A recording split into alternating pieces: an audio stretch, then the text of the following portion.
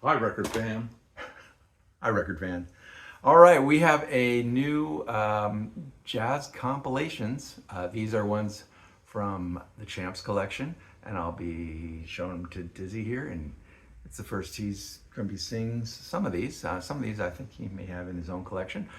But let's get started. Our first record, Jazz at the Santa Monica Civic.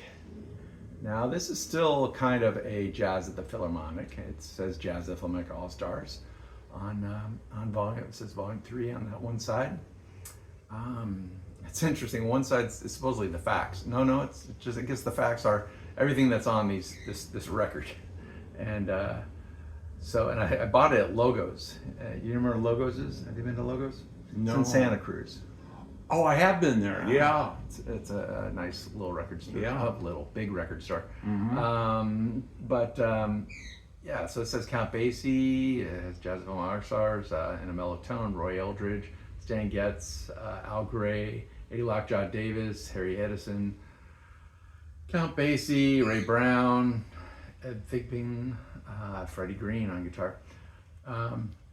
All outstanding players. Yes. So another solid Jazz at the Philharmonic. Norman Granz writes the liner notes on this one. Well, Jazz at the Philharmonic was something that not only traveled the United States, but traveled the world.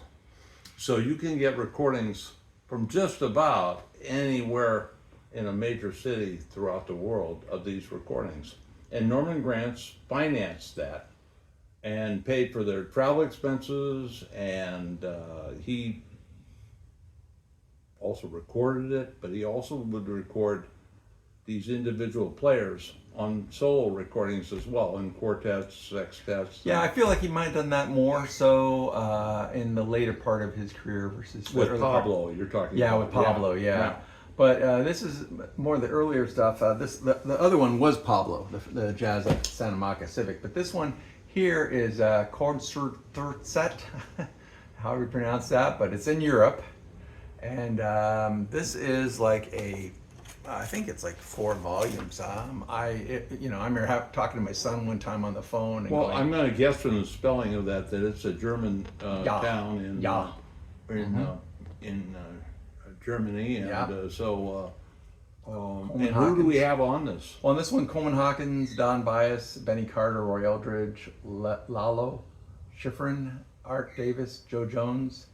And on the other one, Stan Getz, J.J. Johnson, Victor Feldman, Sam Jones, Louis Hayes, and Dizzy Gillespie. Mm-hmm. That's 2, and there's a third one, and I think I have a 4th one. Yeah, there's a 4th one, and that might be the whole series. But I remember talking to my son one time on the phone because I was in a record store and I saw another one of these, and I was like, oh, I don't want to get another duplicate. So I talked to him on the phone, and he said, nope, you don't have that one. I was like, perfect.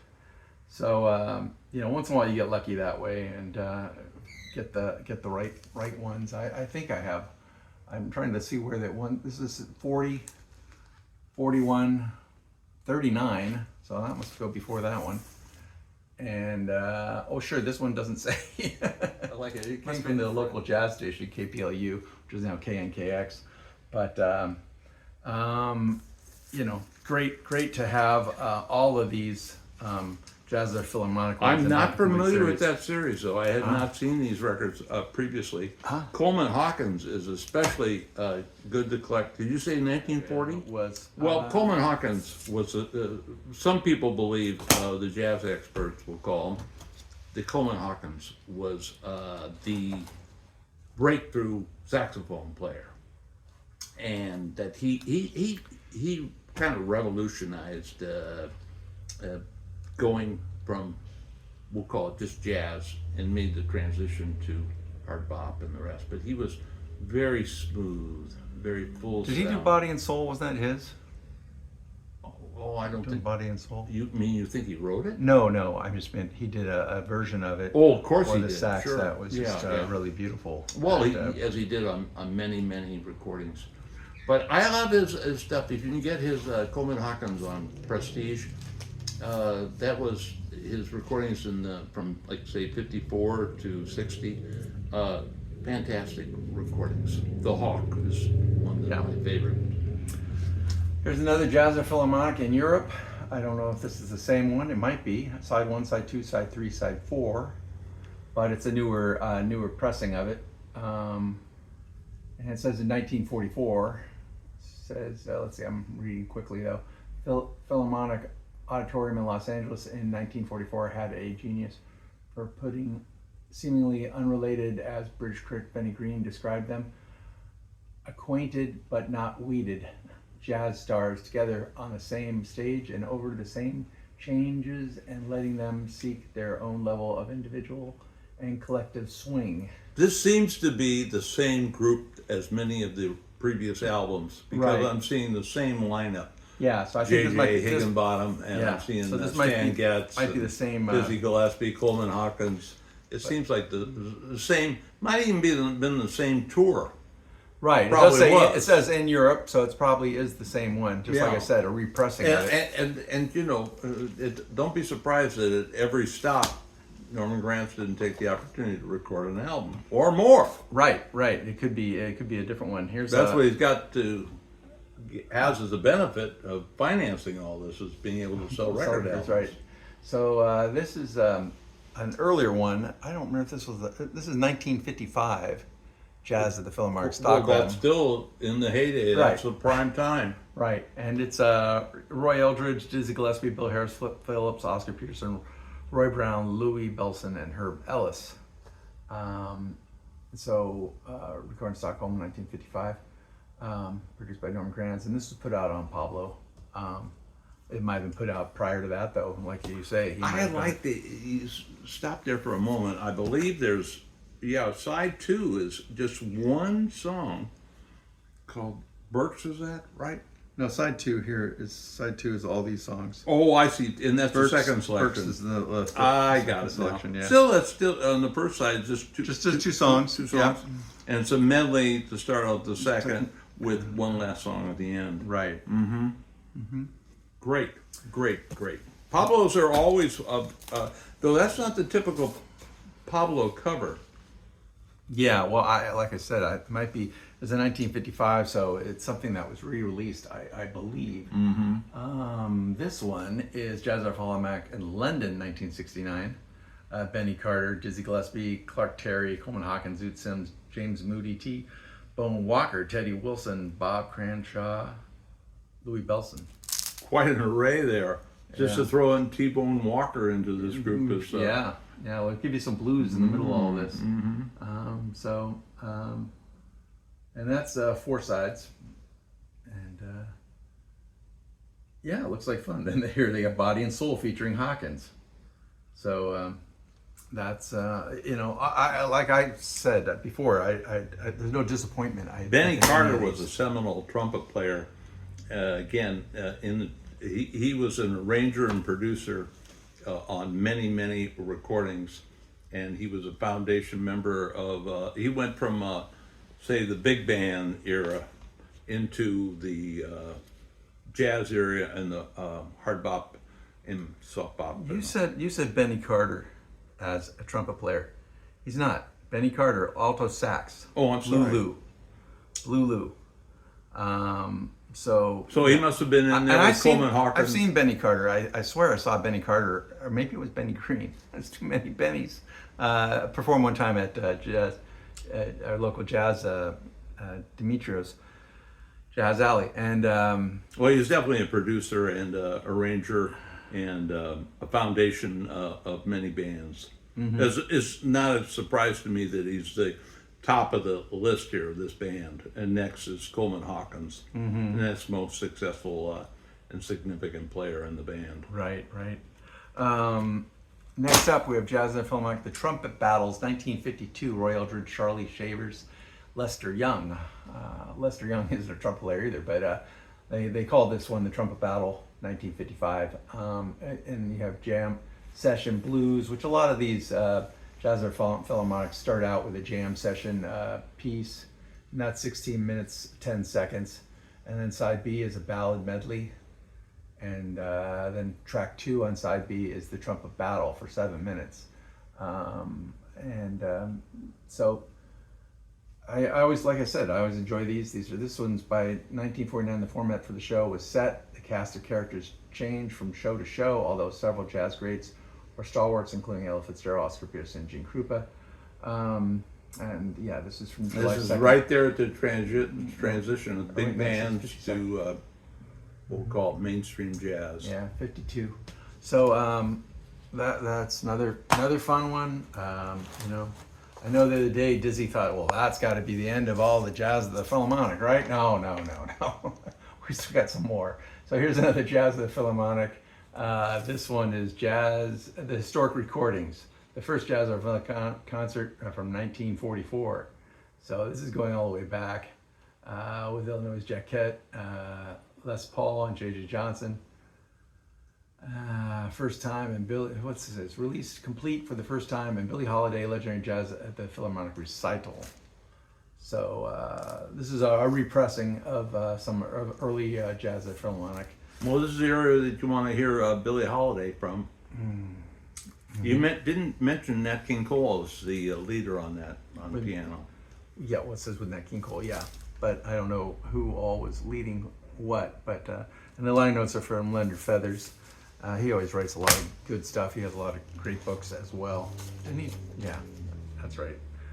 Bird and Prez, the 46 concerts, Jazz at the Philharmonic, Selection Crazy Rhythm, The Man I Love, Sweet Georgia Brown Blues for Norman, I Can't Get Started, Oh Lady Be Good, After You've Gone, I Got Rhythm, and Jazz at the Philharmonic Blues.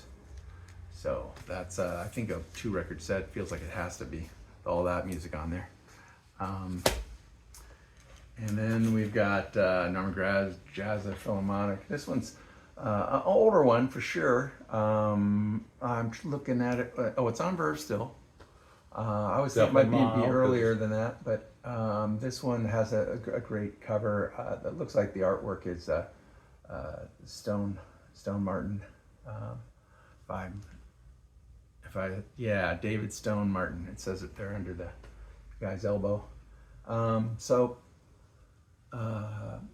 This is volume 2, Jazz at Philharmonic. You know, it was put out so many different times. The volumes change from different times that you look at these records. My wife was looking at some records I had and was like, well, this had a different cover, but this is the same music. And I looked and I went, oh yeah, it is. Okay, we can let go of that one. You know, and unfortunately this cover isn't as in great a shape as you'd like to see it, but you know, it shows that someone else also loved this record. Featuring Charlie Parker, Lester Young, Dizzy Gillespie, Willie Smith, Charlie Ventura, Meth Powell? This probably says Bud Powell, doesn't it? It definitely starts with an M. But I just get there's so much lost stuff that I can't tell if it's Mel Powell or what. But Howard McGee, maybe Bud Powell had a brother. Who knows? I guess if I read all the liner notes, I would know. It's not that Nat Adderley and Cannonball Adderley. There's many brothers that were in the music business. Yeah. Here's volume 11. Never saw that album before. Wow. Gene Krupa, Herb Ellis, Buddy Rich, Roy Eldridge, Dizzy Gillespie, Lester Young, Flip Phillips, Ray Brown, Oscar Peterson, Eleanor Jacquet, Eddie Shue, Bobby Scott. This looks to be, what year did you say? This is 1940 something? Oh, I did not say. Oh, because well, it looks like it's pretty old. It's also a David Stone Martin cover as well.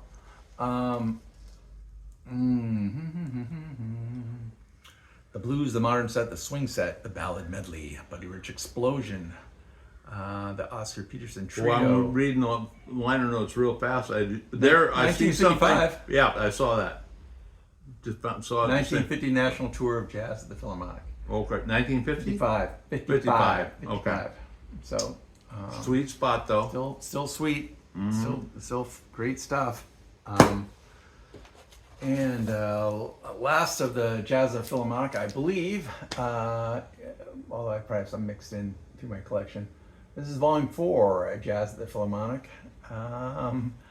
And let's see, has kind of the classic cover there, that's kind of they use that one for a lot of other later issues of Jazz Philharmonic. This one has Charlie Parker, Coleman Hawkins, Buddy Rich, Irvin Ashby, Lester Young, Willie Smith, Buck Clayton, Kenny Kersey, Bill Hadnot. The tunes: I Got Rhythm, Jazz at the Philharmonic Blues, I Surrender Dear, and Slow Drag. So that's that. So that's all I got in the Jazz at the Philharmonic. I have something to say. Please. You know, this year, I think for Record Store Day, but it might have been earlier, there was a box set of Nat King Cole Trio, and it was supposed to be everything that trio ever recorded, and it was in a box set, and it was going to cost about $300, and maybe it's 20 CDs or more. Could be a lot more. I don't know. Yeah, it's a lot of material. Here's what I see. I didn't have any idea how many Jazz at the Philharmonic albums there are, and we don't know if we have right here all of them, but we know we've shown them before, and we don't have a duplicate here. So it seems to me that... Well, I'm not going to say we don't have a duplicate, because some of these, like I said, they come out one way and then they come out... Well, we didn't intentionally try to show a duplicate. No, we didn't. Yeah. So at any rate, I'm just thinking that it looks like there's 20 to 30 of these albums pretty easily. And I would say, if anybody out there cares, or if anyone has the ear of a record company, Verve is being reissued. Verve is still an active label, owned by a huge... I do know there's a 5 CD set of Jazz at Philharmonic. Well, that's not going to cover it. And I know, but I've got that as well, but it's on CD. But it's also a little different. Let's come out with a box set that's got it all. They might. I don't know. They might have it out there. I don't have the coin for it. Sorry. I'm going to bed right here and now. Dizzy is going to stake his lunch on it. Oh boy, my lunch. I'm going to do some more research. That was a $5.99 lunch I had, I think. Anyway, I'm going to say that there isn't a complete set. I don't issue it on CDs for Dizzy. Let's come out with a box set of LPs that cover it with the original artwork, liner notes, the whole thing. 9 yards, huh? Give it to me and put it on 180-gram vinyl and make each record a different color. Colored vinyl as well. Ooh. Yeah. I can't afford this. Go back to the fantasy days when you pull out an album and it's red or blue or yellow. Or green. Green was not. I don't know. I don't know if the vinyl's the quality that's why a lot of times they didn't want colored vinyl, because it didn't have the quality. I don't want you to be surprised, but a lot of record labels today are putting out records on what they call used vinyl. That means they take old albums, remelt them, and put them out again on what they call reused vinyl. Okay? Interesting. So don't worry about the quality. Many record store owners have to have flatteners because so many of the albums that they get new are all warped. Warped a little bit. Yeah. So yeah, or dirty or warped in both. So no, I'm not going to worry about the vinyl. My gosh, no. I want some quality though. All right. And I want a good label to put it out, like Verve. All right. It's their stuff originally. Put it out. All right. So that's all I got. Champ out, and we'll catch you on the next one. Well, I may catch you on the next one. Champ sometimes uses now my younger brother, the professor, so you never know. Everybody in the family wants to be a star. But anyway, this is Dizzy saying thanks for watching.